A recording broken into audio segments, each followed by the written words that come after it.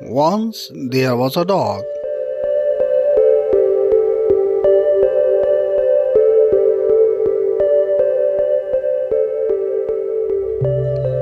It wandered the street in search of food.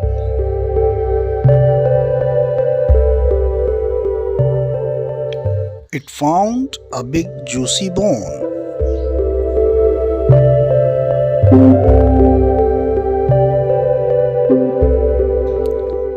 The dog grabbed it in mouth.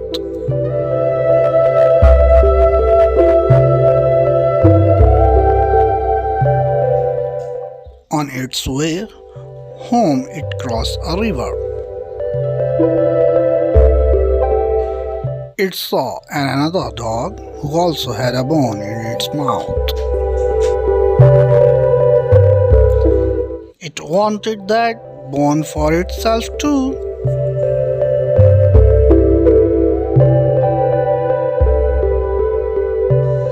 But as it opened its mouth, the bone fell into the river. It lost the one's bone due to greed.